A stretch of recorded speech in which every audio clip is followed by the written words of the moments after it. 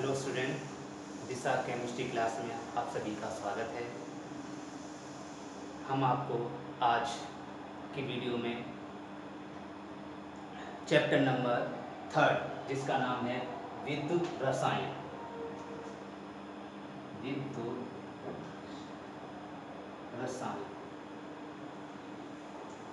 कहा जाता है इलेक्ट्रो केमिस्ट्री।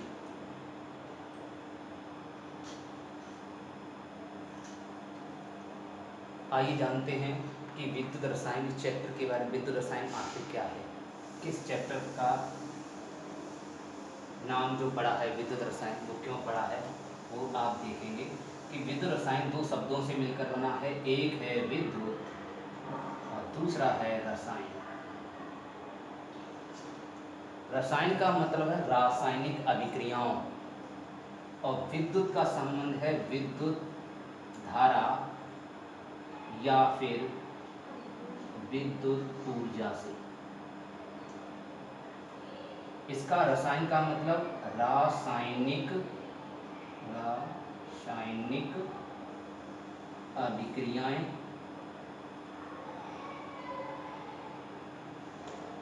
या फिर रासायनिक ऊर्जा।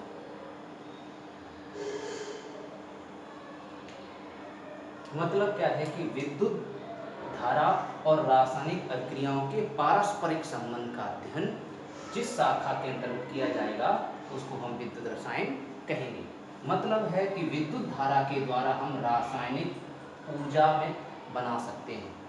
कैसे बना सकते हैं? रासायनिक अभिक्रिया कराकर हम रासायनिक ऊर्जा पैदा कर सकते हैं और रासायनिक अभिक्रियाएं कराकर विद्युत ऊर्जा भी उत्पन्न कर सकते हैं और विद्युत ऊर्जा से विद्युत धारा भी उत्पन्न कर सकते हैं, बिजली बना सकते हैं। इसके बाद इसका मतलब इस चैप्टर में आपको बिजली कैसे बनाते हैं, विद्युत धारा कैसे उत्पन्न होती है और कैसे इस रासायनिक अभिक्रिया हुआ करती हैं, वो सब आप इस चैप्टर के बारे में पढ़ेंगे। तो ये इन दोनों में एक दूसरे का रिलेशन है, संबंध है, वो संबंध का अध्ययन हम करेंगे विद्युत रसायन के अंतर्गत। तो इसकी डेफिनेशन क्या होती है, क्या डेफिनेशन बनती है, तो आप सब लोग हेडिंग डाल के लिखेंगे विद्युत रसायन।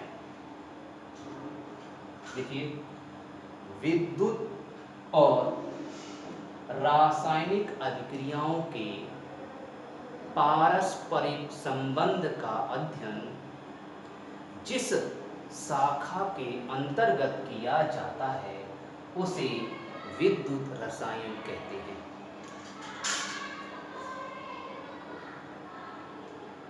ठीक है। अब विद्युत रसायन, विद्युत ऊर्जा से रासायनिक ऊर्जा कैसे कन्वर्ट होती है, रासायनिक ऊर्जा से विद्युत ऊर्जा कैसे कन्वर्ट होती है, तो इन दोनों के लिए एक चीज बहुत ही महत्वपूर्ण है जो हमें बताती है, उसका नाम है विद्युत सेल। ये हेडिंग नहीं लिखना, ये इसके बारे में अभी नहीं लिखाएंगे, आगे नेक्स्ट वीडियो में इसके बारे में लिखाएंगे। लेकिन चूंकि जनरली बेसिक नॉलेज हम आपको बता देते हैं है क्या आखिर, अभी हेडिंग नहीं, इसके बारे में नहीं लिखेंगे, इसको कट करेंगे, केवल हेडिंग यही लिखेंगे।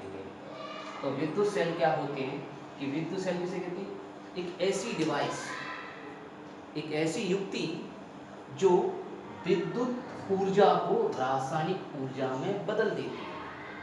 मतलब बिजली को रासायनिक ऊर्जा में बदल देती है अथवा रासायनिक ऊर्जा को पुनः विद्युत ऊर्जा में बदल देती है। ऐसे सेल को विद्युत सेल कहते हैं। ठीक है।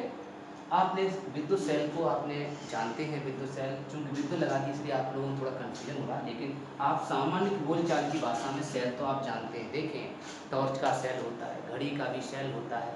वो सेल कैसे बनते हैं, उनके अंदर क्या प्रॉपर्टीज होती हैं और किन रासायनिक अभिक्रियाओं के द्वारा उनमें ऐसी क्या केमिकली प्रॉपर्टी होती है जिन रासायनिक क्रियाओं द्वारा उसमें धारा बहने लगती है और बल्ब जल जाता है, वो हम आप इस चैप्टर के अंतर्गत जानेंगे।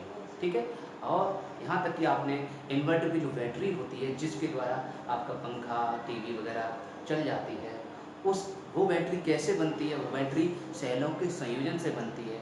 उसमें कई प्रकार के सेल होते हैं। आपके घरों में जो बैटरी यूज होती है उसमें 6 सेल होते हैं, जिसमें आपने देखें जिसमें पानी आप भरते हो, वो पानी भरते हो वो सेल ही होते हैं, 6 होते हैं, आप गिन के देखना। उन सेलों का संयोजन कर दिया जाता तब बैटरी बनती है।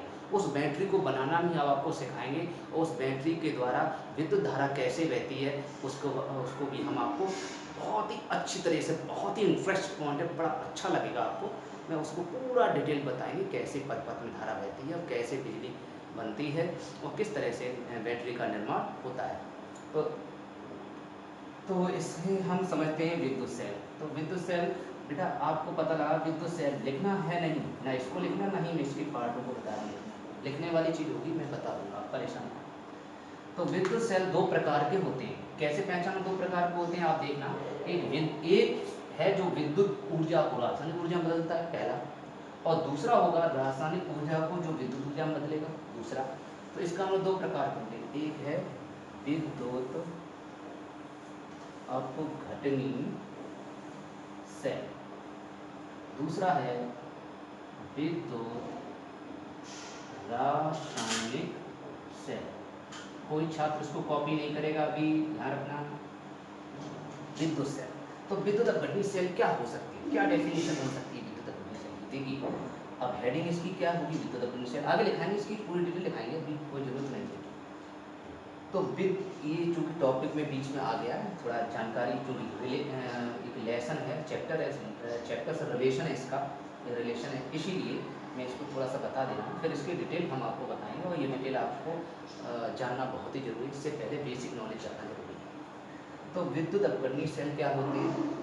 वे सेल जो विद्युत धारा को या विद्युत ऊर्जा को रासायनिक ऊर्जा में बदल देते हैं, उन्हें विद्युत अपघटनी सेल कहते हैं।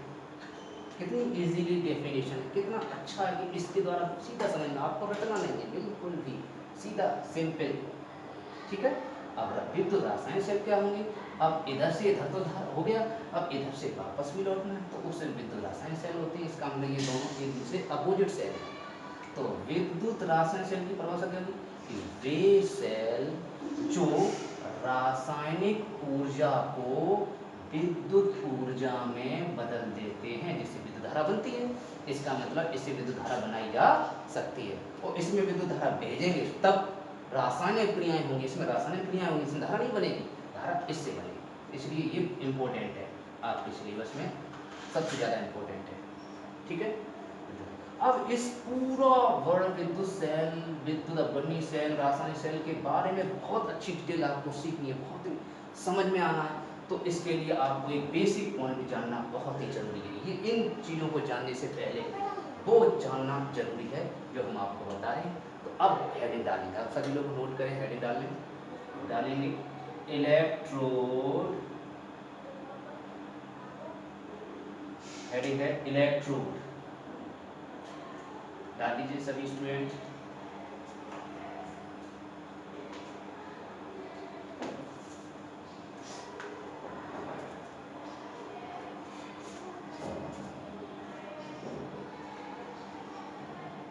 इलेक्ट्रोड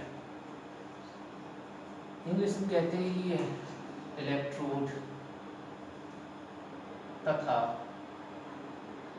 अर्ध सेल। अर्ध सेल मतलब आधा सेल, देखो सेल का इसमें वर्णन आया तो ये आधा सेल बनेगा, तो इसका मतलब पहले हम आधा सेल बनाएंगे फिर आपको पूरा सेल बनाएंगे। तो इसलिए है ना कमाल की बात कि पहले आपको अर्ध सेल जरूरी सीखना जरूरी, फिर उसके बाद पूर्ण सेल बनेंगे, तब आपको समझ में आएगा। तो इलेक्ट्रोड क्या होता है जानते हैं कि इलेक्ट्रोड बनता कैसे है। आप नया शब्द है इलेक्ट्रोड, क्या होता है इलेक्ट्रोड? देखिए बहुत आसान है इलेक्ट्रोड समझना, बहुत ही हम लोग बना सकते हैं इलेक्ट्रोड। इलेक्ट्रोड बनाने के लिए आपको दो चीज़ें आवश्यक हैं। क्या चाहिए आपको? सबसे पहले धातु की छड़ चाहिए, धातु की छड़, ठीक है। और दूसरा, जिस धातु की छड़ आपने ली है, छड़ का मतलब आपने देखा है सरिया, रॉड जैसे बोलते हैं, लोहे की ले लो आप, कोई भी दिक्कत नहीं है। धातु की छड़ आपने ले ली, इसी धातु का विलयन होना चाहिए। धातु की छड़ होनी चाहिए और धातु का विलयन होना चाहिए, तभी आप इलेक्ट्रोड बना सकते हैं, उससे पहले इलेक्ट्रोड नहीं बना सकते। तो कैसे बनाते हैं इलेक्ट्रोड, आप बनाना सीखें। एक हम कंटेनर ले रहे हैं, ठीक है, इसमें आपको धातु का विलयन भर देगा। मान लीजिए इसके अंदर मैंने धातु का विलयन भर दिया। धातु किसका विलयन आप भरना चाहते हैं वो विलयन आपको भरना पड़ेगा। मान लीजिए माना आपने जिंक सल्फेट का विलयन भर दिया, ठीक है। अगर आपने जिंक सल्फेट का विलयन भरा तो इसमें धातु कौन सी है इन दोनों में? इन दोनों में पहली वाली धातु होती है। सब लोग सीखें, सब बच्चे स्टूडेंट समझ लें, शुरुआत में जो लिखा रहता है उसी को मेटल कहते हैं। एम, इसे एम से व्यक्त करते हैं। किससे व्यक्त करते हैं इसको? एम से। तो हम Zn की जगह एम भी लिख सकते हैं, आप परेशान नहीं हुई, क्योंकि एम को लिख सकते हैं। तो ये आपका Zn है। तो Zn आपका मेटल है क्योंकि इस पर धनावेश होता है, ठीक है। आप पहले ही समझ सकते हैं ये मेटल है, जिंक धातु है। तो अब जिंक धातु ली है, जिंक धातु का जो विलयन है, तो इसमें जो छड़ आप डुबोएंगे, सरिया आप डुबोएंगे, किसकी डुबोएंगे? जिंक की डुबोएंगे। किसकी?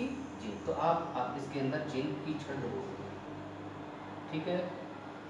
अगर आपने कॉपर का विलयन लिया, लोहे की विलयन, लोहे का विलयन लो FeSO4, या ले लो आप FeSO4। मानो आपने इसमें FeSO4 भर दिया, ठीक है। ये ZnSO4 नहीं भरा, इसको हटा दिया, ये भर दिया FeSO4।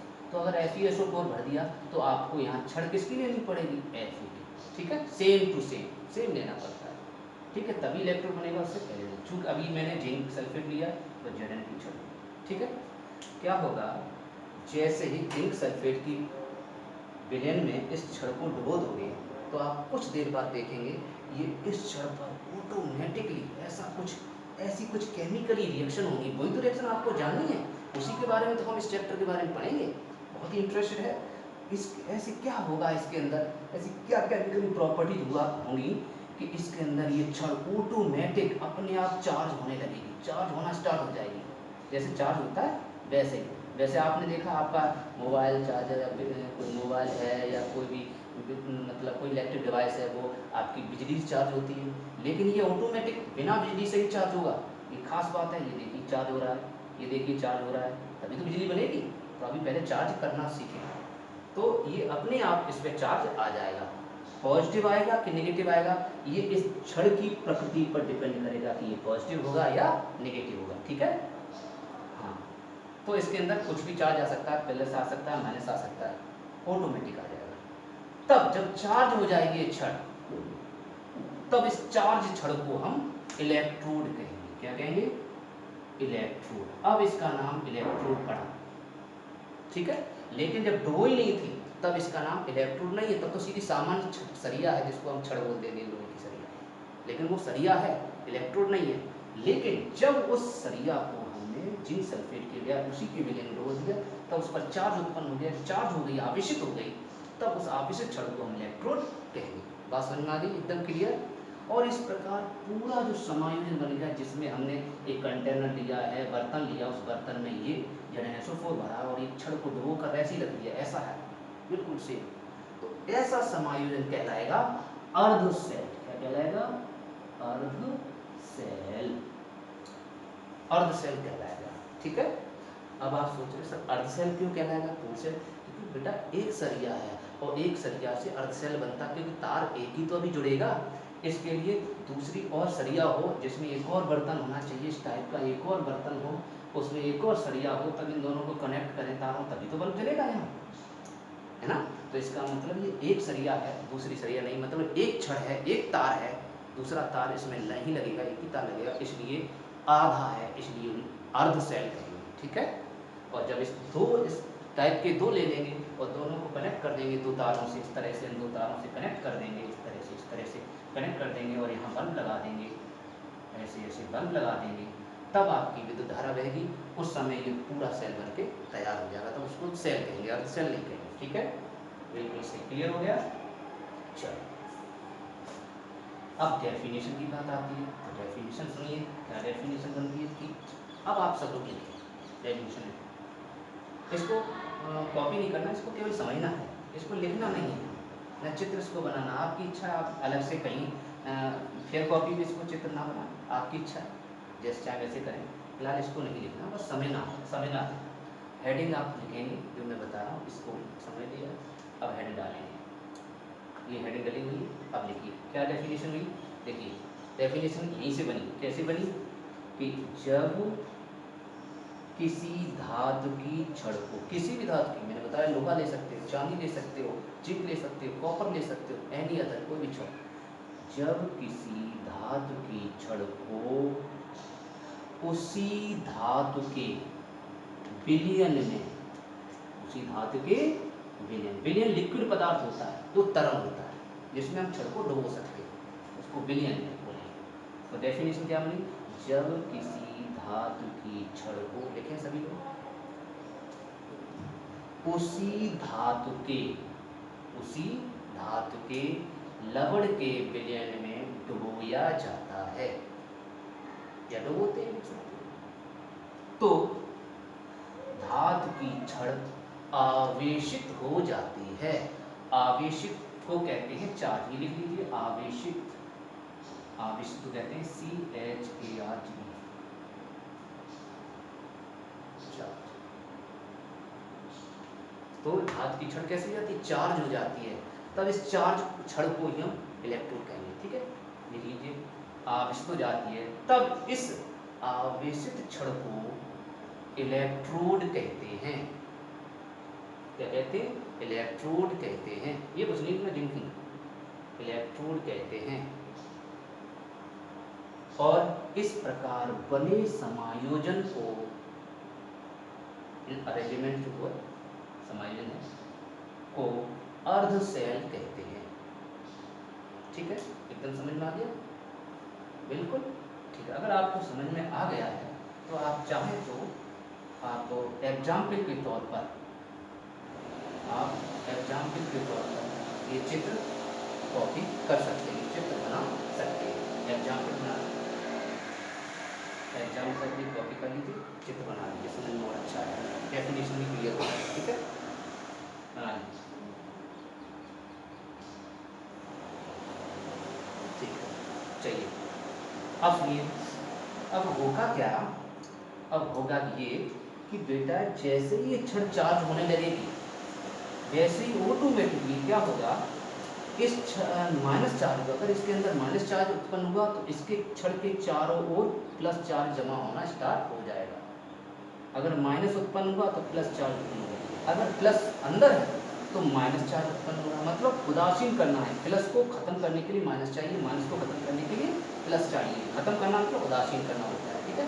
तो इसलिए जितनी मात्रा का अंदर चार्ज उत्पन्न हुआ है, अगर 10 माइनस है, 1 2 3 4 5 6 7, इस समय 7 माइनस है अगर इस साइड में, तो आपको 7 प्लस इसके चारों ओर 7 प्लस जमा हो जाएंगे, ठीक है।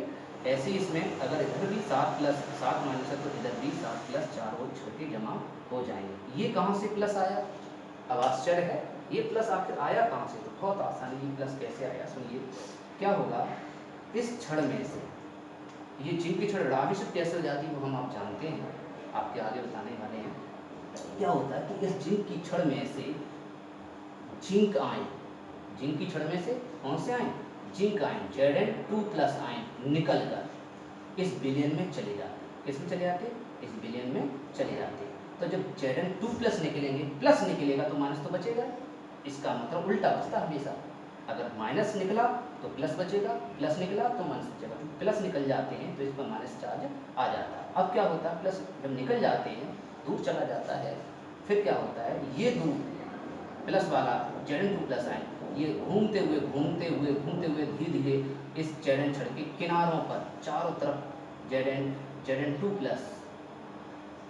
ये Zn2+ के रूप में जमा होते चिपकते स्टार्ट हो जाते हैं, मतलब जमा होना स्टार्ट हो जाएंगे Zn2+, इस तरह सारे बहुत सारे इस तरह से जमा होना स्टार्ट हो जाएंगे, इसकी वजह से छड़ आवेशित हो जाती है, ठीक है। अच्छा, जब प्लस, और आप जानते हैं सभी स्टूडेंट में फिजिक्स में आपने पढ़ा भी है, आप लोग जानते हैं कि जब प्लस और माइनस उत्पन्न होता है तो विभव भी उत्पन्न होता है, विभवांतर भी आता है, और जब विभवांतर उत्पन्न होगा तभी तो धारा बहेगी, आपने देखा तभी तो धारा बहेगी। आप सर एक तार से धारा कैसे बहती है, तो आपको बताइए, आपने घड़ी का सेल देखा है, टॉर्च का सेल देता है, एक ही टॉर्च का सेल होता है, उसी एक सेल से ही बिजली का बल्ब जल जाता है, कैसे होता है, उसका ऊपर वाला सिरा यहाँ टच करते हैं और यहाँ पर टच करते हैं, और दोनों तारों को यहाँ से तार लगा, यहाँ से तार लगा, दोनों तारों को बल्ब से जोड़ दिया, और बल्ब ऑन हो गया, होता ना। तो इसका मतलब एक छड़ से भी धारा बह सकती है। कब? जब विभवांतर उत्पन्न हो जाए तब। तो विभवांतर कैसे उत्पन्न होता है? इस विभव को हम कहते हैं इलेक्ट्रोड विभव। आइए जानते हैं इलेक्ट्रोड विभव कैसे पैदा होता है। तो नेक्स्ट हेडिंग डालेंगे, सभी छात्र नेक्स्ट हेडिंग डालेंगे इलेक्ट्रोड विभव। इलेक्ट्रोड विभव इंग्लिश में कहते हैं इलेक्ट्रोड पोटेंशियल।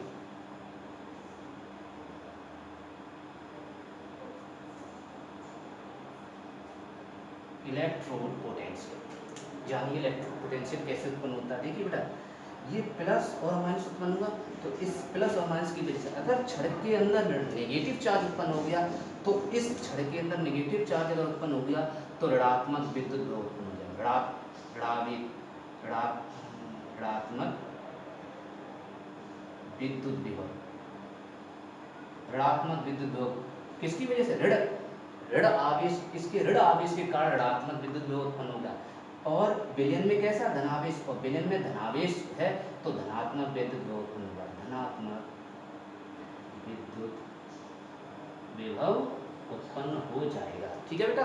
और जैसी विभव इसमें ऋणात्मक की धनात्मक इसी बीच, जैसे ऋणात्मक धनात्मक जोड़ोगे, इसका मतलब आपके समझ में आ गया कि यहाँ पर जो जब आपने सेल देखा है, जो आपने घड़ियों वाला सेल देखा, टॉर्च वाला सेल आप सामान्य घरों में यूज करते हैं, वहाँ पर आप देखते हैं छड़ में इसके कोने पर आप एक तार लगाते हो, राइट, और इसके चारों ओर ये प्लस आवेश होता है। तो यहाँ पर आप किनारे पर यहाँ पर आप दूसरा तार लगाते हो ना, तो इसका मतलब यहाँ पर क्या है? प्लस चार्ज, और यहाँ अंदर क्या है? Minus charge. तो प्लस चार्ज और माइनस चार्ज क्या होगा? इन दोनों के बीच बल्ब जल जाएगा। विभवांतर उत्पन्न हो गया। क्यों? क्योंकि विभव में अंतर आया, और विभवांतर जब होता है तभी तो धारा बहती है। ओम के नियम में सुना भी आपने कि V प्रोपोर्शनल टू I, सुना है आपने? तो विभव जो उत्पन्न होगा तब धारा बहेगी। V प्रोपोर्शनल होता है I के, तो विभव में अंतर होना जरूरी है। ठीक है, तो देखते हैं। तो इसका मतलब डेफिनेशन क्या बन सकती है कि इसी का मतलब यही इसी डेफिनेशन को हम थोड़ा सा आगे बढ़ा दें तो इलेक्ट्रोड विभव की डेफिनेशन बन जाएगी। कैसे बनेगी सुनिए, आप लिखें, पहले समझें उसके बाद लिखें, और लिखते भी जाएं समझते भी जाएं, दोनों काम करें। देखिए डेफिनेशन क्या बनी कि जब किसी, लिखिए सबको, जब किसी धातु की छड़ को उसी धातु के लवण के विलयन में डुबोते हैं तो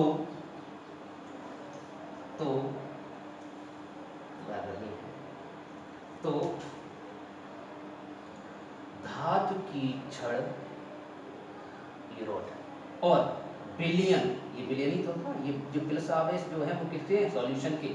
ठीक है बेटा, मैंने देखो Z बोला सॉल्यूशन के, और ये छड़ के हैं, ये छड़। तो फिर दोबारा बोलते हैं, जब किसी धातु की छड़ को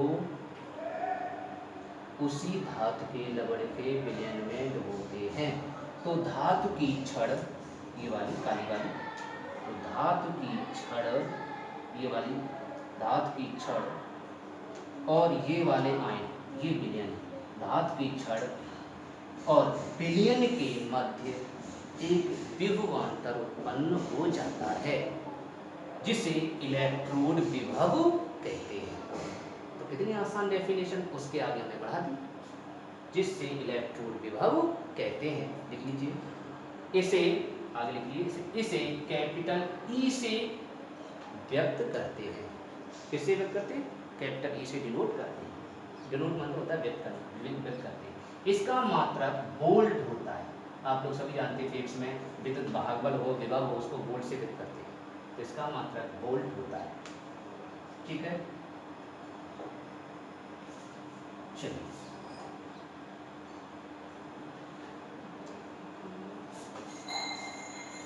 अब जानते हैं कि इसके अंदर विद्युत विभव उत्पन्न हो गया। कैसे विद्युत विभव उत्पन्न हुआ? मैंने आप सभी लोगों ने जाना भी इसको विद्युत विभव के रूप में, कैसे अपने आप चार्ज हो जाता है, इसमें विभवांतर उत्पन्न हो जाता है। तो उदाहरण के रूप में अब आप दोबारा से इसमें भी उदाहरण लिख लिए, एग्जाम्पल लिख लिए। एग्जाम्पल में आप क्या करें, आप ये चित्र बनाएं जिंक का, यही वाला एग्जाम्पल रूप में लिख लीजिए, ऐसा चित्र बना लीजिए, फिगर बना लीजिए सब बच्चे, और ऐसे ही फिर रॉड लगो दीजिए, इसके अंदर जिंक का विलयन भर दीजिए, जिंक सॉल्यूशन, जिंक विलयन। और ये जो छड़ है इसका नाम अब जिंक इलेक्ट्रोड पढ़ा जाएगा। क्यों बेटा? जिंक इलेक्ट्रोड, छड़ भी बोल सकती है, इलेक्ट्रोड भी बोल सकती है, आप चाहो छड़ बोल दो, कोई दिक्कत नहीं है। जिंक छड़ बोल दो या फिर जिंक इलेक्ट्रोड बोल दो। तो ये जिंक इलेक्ट्रोड हो गया, Zn फॉर Zn संकेत जिंक का होता है, जिंक इलेक्ट्रोड। ठीक है बेटा? अच्छा, अब क्या होगा कि ये छड़ जो है रडाविश हो जाएगी, तो इसके अंदर रडाविश भी बना दीजिए ऐसे ऐसे। ठीक है? अब क्या होगा, ये रडाविश इलेक्ट्रॉन है, इसके चारों ओर प्लस जमा हो जाएंगे, प्लस प्लस। वो किसके होंगे? विलयन के। देखो नीला है, नीला विलयन होने देंगे, नीला जो है ये विलयन के जमा हो जाएंगे इसके चारों, उतनी ही मात्रा, समान मात्रा में विद्युत उत्पन्न हो जाएगा। ठीक है? तब विद्युत बनेगा, ये बना लो, बन गया। चलो अब इसकी डेफिनेशन लिखते हैं। तो जिंक का इलेक्ट्रोड विभव बना है, इस समय जिंक का इलेक्ट्रोड विभव बनेगा कैसे? तो अब इसमें जो धातु की छड़ आपने लिखी थी, धातु की छड़ का नाम बोल देंगे जिंक धातु की छड़, और विलयन उसी धातु के विलयन की जगह आप लिखेंगे जिंक सल्फेट का विलयन। ठीक है? तो चलिए देखिए देखिए जब किसी हटाइए, जब जिंक धातु की छड़ को, कोष्टक में इलेक्ट्रोड लिख सकते हो, इलेक्ट्रोड को जिंक सल्फेट के विलयन में डुबोते हैं तो जिंक की छड़ ऋण आवेशित हो जाती है और विलयन पर उतनी ही मात्रा का विपरीत आवेश, कोष्टक में धनावेश, उत्पन्न हो जाता है, उत्पन्न हो जाता है। आप लोग वीडियो को पॉज कर करके लिख लेना। आप इतने स्लो यहाँ नहीं बोल सकते, स्लो वीडियो बेटा बहुत बड़ी हो जाती है, बड़ी एमबी होती है, उसको डाउनलोड करना मुश्किल हो जाएगा। वैसे पढ़ाना अलग बात है, लेकिन इस पर पढ़ाना आपको समझने की आप कोशिश करें। तो इसलिए आप लोग ऐसा मत सोचें कि हम बहुत जल्दी जल्दी पढ़ा रहे हैं, बेटा जल्दी नहीं पढ़ाएंगे, क्योंकि वीडियो को थोड़ा सा आप पॉज कर लीजिए। इसमें तो आपके ऊपर है, आप वीडियो पॉज करके आप देख लीजिए, कोई दिक्कत नहीं है, समझ में भी आ जाएगा। तो क्या था, जिंक की छड़ को जिंक सल्फेट के विलयन होते हैं तो जिंक की छड़ आवेशित हो जाती है और विलयन पे उतनी ही मात्रा का, जितना मैंने बताया अगर 10 माइनस है तो 10 प्लस होंगे, तो उतनी ही मात्रा का विपरीत आवेश कोष्टक में धनावेश उत्पन्न हो जाता है। लिख लिया? जिससे विलयन में Zn2 प्लस आयन, इसमें ये विचरण घूमने लगते हैं, Zn2 plus Zn2 plus Zn2 plus, जहाँ देखो तहाँ Zn2 प्लस, जिससे विलयन में Zn2 प्लस आयन बनने लगते हैं और साम्यावस्था स्थापित हो जाती है। Zn2 प्लस बनेगी, साम्यावस्था स्थापित होगी और साम्यावस्था स्थापित हो जाती है। तब जिंक की छड़, जिसे इलेक्ट्रोड कहेंगे, तब जिंक इलेक्ट्रोड और विलयन के मध्य, देखिए जिंक इलेक्ट्रोड और विलयन के मध्य एक व्यूहांतर उत्पन्न हो जाता है, जिसे जिंक का इलेक्ट्रोड विभव कहते हैं। ठीक है? एक बात याद रखना, बहुत ही इंपॉर्टेंट पॉइंट है बेटा, अगर छड़ ऋणावेशित है, अगर छड़ ऋणावेशित है तो इसका इलेक्ट्रोड विभव भी ऋणावेशित ही होगा, धनावेशित नहीं होगा। ठीक है? हाँ, अगर धनावेशित है तो धनावेशित। तो इसका मैं बता भी दूँ, इसका इलेक्ट्रोड विभव समथिंग, ये याद नहीं करना बेटा, ये इसका इलेक्ट्रोड समथिंग अगर निकाल वो कॉपी किताब में दिया गया तो -1.267 होता है समथिंग, लिखना नहीं है, समझने के लिए बताया, माइनस होता है, माइनस वोल्ट समथिंग। ठीक है? ये समथिंग कंफर्म नहीं है, नहीं इसको लिखना नहीं है, तुम्हें समझाने के लिए बताया, इसको हटा दीजिए। ठीक है? निगेटिव होगा कहने का, तो इसको चित्र से लिख लिया, बहुत बढ़िया, वेरी गुड, सभी छात्रों ने लिख लिया। अब बात आती है इलेक्ट्रोड विभव कितने टाइप्स का होता है। तो हेडिंग डालें सभी स्टूडेंट्स, इलेक्ट्रोड विभव के प्रकार, इलेक्ट्रोड विभव के प्रकार, टाइप्स ऑफ या काइंड्स ऑफ इलेक्ट्रोड पोटेंशियल। बेटा इलेक्ट्रोड विभव दो प्रकार का होता है। कितने प्रकार का? दो प्रकार। लिख लीजिए, इलेक्ट्रोड विभव के प्रकार डाल लीजिए, लिख लीजिए, दो प्रकार का होता है। पहला है नंबर 1 ऑक्सीकरण, ऑक्सीकरण इलेक्ट्रोड विभव। दूसरा है अपचयन इलेक्ट्रोड विभव, ऑक्सीकरण इलेक्ट्रोड विभव और दूसरा है अपचयन इलेक्ट्रोड विभव। क्या होता है ऑक्सीकरण विभव और क्या होता है अपचयन विभव? देखिए बेटा, मैंने अभी आपको चित्र के द्वारा, चित्र के माध्यम से आपको समझाया भी था कि अगर छड़ पर ऋणावेश है, कैसी है छड़, अगर छड़ पर ऋणावेश है तो क्या करेगा, इसके अंदर इलेक्ट्रॉन ज्यादा होंगे। ऋणावेश है, ऋणावेश इलेक्ट्रॉन के ऊपर ही तो ऋणावेश होता है, इलेक्ट्रॉन चार्ज इस पर ही तो ऋणावेश होता है, तो इसके अंदर इलेक्ट्रॉन ज्यादा होंगे। जब इसके अंदर इलेक्ट्रॉन ज्यादा होंगे तो ये इलेक्ट्रॉन दान करेगा, मेरे पास पैसा ज्यादा तो पैसा में दान करूंगा ना, तो उसी प्रकार इसके अंदर इलेक्ट्रॉन ज्यादा होते हैं तो ये छड़ इलेक्ट्रॉन दान करती है। और जब इलेक्ट्रॉन दान करती है तो आपने फर्स्ट ईयर क्लास में चैप्टर नंबर है ऑक्सीकरण अपचयन क्रिया, शायद 7वां चैप्टर है, उस 7वें चैप्टर में आपने पढ़ा है ऑक्सीकरण की परिभाषा, क्या होता है ऑक्सीकरण। जब ऑक्सीकरण की परिभाषा समझ में आएगी तभी तो ऑक्सीकरण इलेक्ट्रोड विभव समझ में आएगा। तो इसलिए फर्स्ट ईयर भी आपको पढ़ना जरूर। बहुत से छात्र फर्स्ट ईयर क्लास को छोड़ देते हैं, कहते फर्स्ट ईयर का रेस्ट ईयर, तो उनको सेकेंड ईयर बहुत नुकसान होता है ऐसे छात्रों को, इसलिए फर्स्ट ईयर पढ़ना भी जरूरी होता है, ऐसी बात नहीं है। तो फर्स्ट ईयर में ऑक्सीकरण बताया गया, ऑक्सीकरण क्या होता है, तो वो हम दोबारा से आपको रिविजन के तौर पर बता देते हैं। ऑक्सीकरण क्या होता है कि जब छड़ इलेक्ट्रॉन त्यागती है, इलेक्ट्रॉन फेंकती है, इलेक्ट्रॉन देती है, उस प्रक्रिया को ऑक्सीकरण कहते हैं। इंग्लिश में कहते हैं ऑक्सीडेशन, क्या बोलते हैं, ऑक्सीडेशन। और इसका नाम है ऑक्सीडेशन, इसको कहते हैं इलेक्ट्रोड पोटेंशियल, इलेक्ट्रोड पोटेंशियल।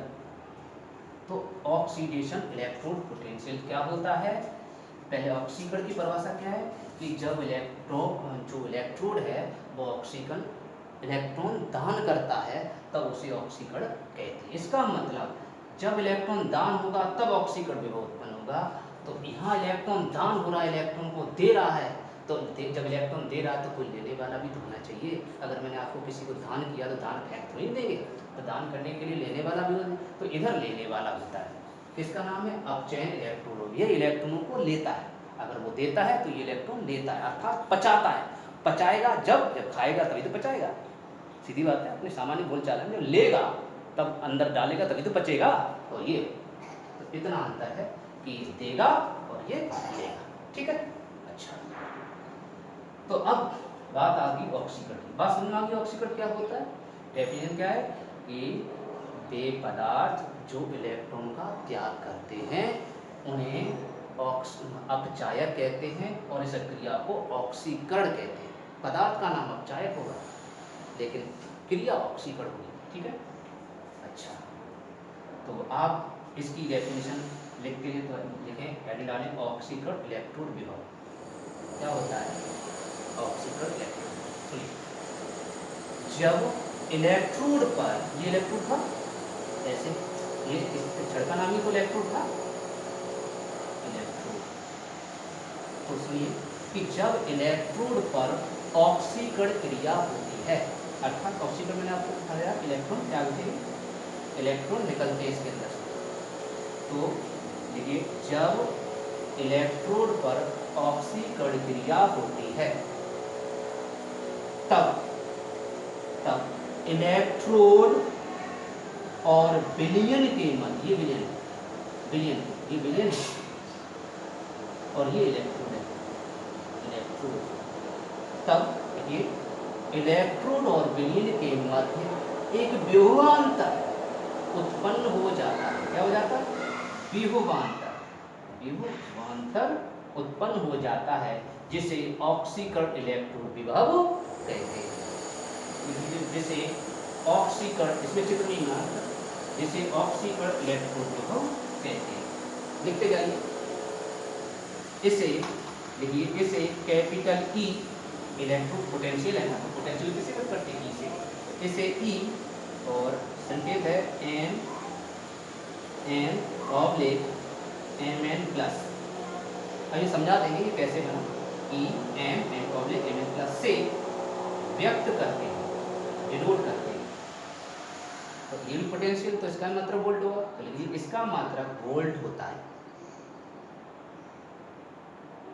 देखिए कैसे, देखिए बेटा, जैसे अभी मैंने बताया, मैंने आपको छड़ बताई थी, ये बताया छड़, तो ये मैंने बताया छड़, मान ली जेड एन की छड़ है, तो जेड एन की छड़ क्या करेगी, इलेक्ट्रॉन फेंकेगी, इलेक्ट्रॉन इसने दे दिया, तो इलेक्ट्रॉन फेंकेगी, मैंने बताया अगर माइनस फेंकता है तो प्लस बचेगा, तो इस जेड एन के ऊपर क्या बचेगा, प्लस। अगर ये जेड एन 2 इलेक्ट्रॉन फेंक रहा है, एक और इलेक्ट्रॉन फेंक रहा है, 2 इलेक्ट्रॉन हो गए, तो हम ई ऐसे ना लिख के 2 ई इकट्ठा लिख देंगे, 2 माइनस हो रहा है, तो यहाँ इसके ऊपर आएगा 2 प्लस, तो प्लस 2, या ऐसे लिख सकते हो, या फिर प्लस के 2 चिन्ह भी लगा सकते हो, या फिर 2 प्लस लिख सकते हो। तो जेड एन 2 इलेक्ट्रॉन निकाल के 2 प्लस बचेगा, इसका मतलब है पहले। और जेड एन को हमने बताया मेटल है, तो मेटल किससे व्यक्त करते हैं, कोई भी हो सकता है, जेड एन ले लो, कॉपर ले लो, आप एल्यूमिनियम भी ले सकते हो, तो उसको हम मेटल से व्यक्त करते हैं। तो यहाँ एम आ जाएगा, तो जहाँ जेड एन है तो यहाँ भी तो आपका एम आएगा, यहाँ भी तो आपका एम आएगा, और ऊपर क्या बचेगा, 2 की जगह हो सकता है यहाँ 3 आ जाए, हो सकता है 4 आ जाए, हो सकता है 5 आ जाए, तो 5 6 7 8 डॉट डॉट एम, हम छोटा एन मान लें, स्मॉल एन। तो यहाँ आप क्या करेंगे, स्मॉल एन मान लीजिए, इसके पेट में से, इसके अंदर से इलेक्ट्रॉन, एन इलेक्ट्रॉन निकल गए, तो इसके ऊपर कितना एन प्लस बचेगा, मतलब 2 है तो 2 प्लस, 3 है तो 3 प्लस, 4 है तो 4 प्लस। ठीक है बेटा, समझ में आ गया। अच्छा चलो, तो इसमें आप देखते हैं, समझ में आ गया। ठीक है, अब आप इसमें लिखेंगे जैसे एन मेटल इक्वल टू, इसमें से एन इलेक्ट्रॉन निकाल दिए, अभी मैंने आपको समझाया मेटल है, मेटल माने मेटल फॉर डार्क, इसमें से एन इलेक्ट्रॉन निकल गए, तो क्या बचा, एन प्लस। इसका मतलब ये क्या है, धातु, जिसको हम सॉलिड कह सकते हैं, सॉलिड मतलब एस, सॉलिड माने ठोस, आवाज ठोस होती है, इसको सॉलिड कर सकते हैं। और इसको हम ये एन प्लस बन गए, तो प्लस विलेन में चले गए, विलेन लिक्विड होता है, लिक्विड तरल पदार्थ है, इसलिए हम इसको एक्वस कहते हैं, विलेन, ये विलेन बन गया। समझ में आ गया बेटा, विलेन में आयन हुआ करेंगे, विलेन में आयन होते, अभी समझाया भी था, विलेन में आयन होते, अभी समझाया था आपको, फिर दोबारा देख लो, ऐसे करके ये विलेन बनाया था, विलेन में जेड एन 2 प्लस आयन थे, 2 प्लस आयन थे, 3 प्लस जेड एन 2 प्लस, तो ये विलेन है, और ये छड़ है, ये जेड एन 3 छड़ है, इसके ऊपर ना प्लस होगा ना माइनस होगा, क्योंकि ये इलेक्ट्रॉन त्यागेगी तब जेड एन 2 प्लस आएगा। ठीक है, हाँ, तो ये इसको ऐसे लिखाया था। ठीक है, आगे बात समझ, इसको ए क्यू, शॉर्टकट में ए क्यू का मतलब क्या होता है, ए क्यू का मतलब सभी लोग समझ लें, एक्वस, ए क्यू यू ओ यू एस, एक्वस माने होता है जली। क्या होता है बेटा, जली, जली का मतलब जल जैसा, जली का मतलब, जली मतलब जल नहीं, जल जैसा मतलब तरल, इसलिए उसको जली बोलते हैं। तो शॉर्टकट में इतना लंबा ना लिखिए, शॉर्टकट में ए क्यू लिखा जाता है, और इसको एस, एस बोलते हैं, S for solid, S for solid, solid माने क्या होता है, ठोस। इसका मतलब जो धातुएं होती है वो ठोस अवस्था में होती है, लोहा आपका ठोस अवस्था में होता है, बहुत बढ़िया। अब सुनिए इसको व्यक्त कैसे करते हैं, ये लिख लीजिए, ये रिएक्शन, ये भी रिएक्शन लिख लो पूरी, कर लें, कॉपी कर लें। अब इसको कैसे व्यक्त करते हैं आप समझ लीजिए, लिखना नहीं है, बस लिख तो पहले चुके, ये देखो बस, ये पूरी लाइन लिख लीजिए, लिख लिया। अब देखो सबसे पहले क्या आया, एम आया, तो इसको ई लिख दिया, सबसे पहले एम आया तो हमने एम लिख दिया। उसके बाद ये इलेक्ट्रॉन, ये तो इलेक्ट्रॉन त्याग दिए, दे दिए, इसके पास अब तो रह नहीं, तो किसको दे दिए, Mn2 प्लस को, तो उनके आमने सामने को, इसको ये तीर जो है, ये तीर, इसको हम, ये ऐसा है, अब इसको हम ऐसा कर देते हैं, ऐसा, ठीक है, ऐसा मतलब ऑब्लिक कर देते हैं, और ऑब्लिक क्या बचा, Mn प्लस, ठीक है, Mn प्लस, तो इसलिए देखो व्यक्त हो गया, ये देखिए आप सेम टू सेम है, ऐसे व्यक्त कर लोगे सब बच्चे, बहुत बढ़िया। तो ये हो गया ऑक्सीकरण इलेक्ट्रोड। आइए अब नेक्स्ट स्टडी डालेंगे, अपचयन इलेक्ट्रोड विभाग, डालिए अपचयन इलेक्ट्रोड विभाग। अब इसमें अपचयन इलेक्ट्रोड विभाग क्या मैंने बताया, इसके अंदर तो रिवर्स ही है, ये एंटी होते हैं एक दूसरे के, अगर ये इलेक्ट्रॉन दे रहा है तो वो इलेक्ट्रॉन देगा, तो इसका मतलब इस अभिक्रिया को क्या कर दो, उल्टा कर दो, अपोजिट। तो अभिक्रिया में क्या था, अभी इस अभिक्रिया रिएक्शन में क्या था, ऐसे ऐसे था, ऐसे और ऐसे था, तो इस इसमें अपचयन में क्या होगा, कहने का अर्थ है Mn प्लस ये वाला पहले आएगा, फिर ये आएगा यानी फिर आपका राइट, ऐसी तो आएगा। हाँ, तो ये आपका इस तरह से आएगा। तो इसकी डेफिनेशन क्या होगी, इसमें ऑक्सीकरण होता है, ये लिखेंगे कि जब इलेक्ट्रोड पर ऑक्सीकरण होता है, क्योंकि पहला अक्षर ऑक्सीकरण है, पहला अक्षर ऑक्सीकरण था ना इसमें, ऑक्सीकरण, तो इसलिए ऑक्सीकरण होगा क्षण पर। इसमें पहला अक्षर अपचयन है, तो अपचयन है तो इस क्षण पर क्या होगा, क्षण पर अपचयन होगा। तो इसमें लिखेंगे जब इलेक्ट्रोड पर ऑक्सीकरण होता है तब इलेक्ट्रोड और विलयन के मध्य विभवांतर उत्पन्न होता है, उसे हम ऑक्सीकरण इलेक्ट्रोड विभव कहते हैं। इसको हम क्या कहेंगे, जब इसकी डेफिनेशन लिखिए, इसकी उल्टी है एक दूसरे की, जस्ट इसकी डेफिनेशन क्या होगी, लिखिए जब इलेक्ट्रोड पर अपचयन अभिक्रिया होती है तब इलेक्ट्रोड और विलयन के मध्य, विलयन इलेक्ट्रोड और विलयन माने वही लिक्विड, ऐसे विलयन के मध्य एक विभवांतर उत्पन्न होता है जिसे अपचयन इलेक्ट्रोड विभव कहते हैं।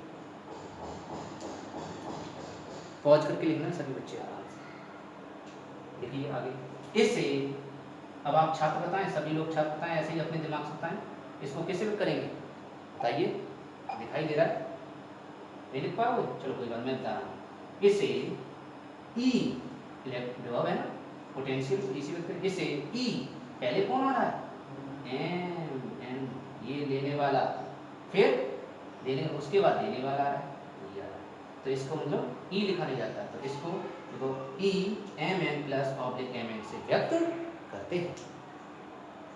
इसका मात्रक वोल्ट होता है, इसका ही मात्रक वोल्ट होता है, क्योंकि विभव है, विभव का मात्रक वोल्ट ही होगा, वोल्ट होता है। ठीक, बहुत बढ़िया। अब इस रिएक्शन को लिख लीजिए, समझ में आ जाएगा। तो एकदम ऑक्सीकरण आ गया आपको समझ में, अपचयन विभव आ गया, ठीक है। कोई समस्या हो सकता है,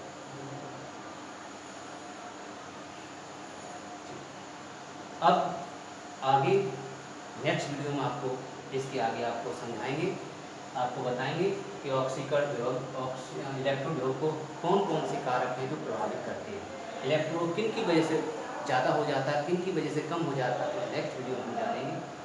आप तक के नमस्कार, बहुत बहुत धन्यवाद।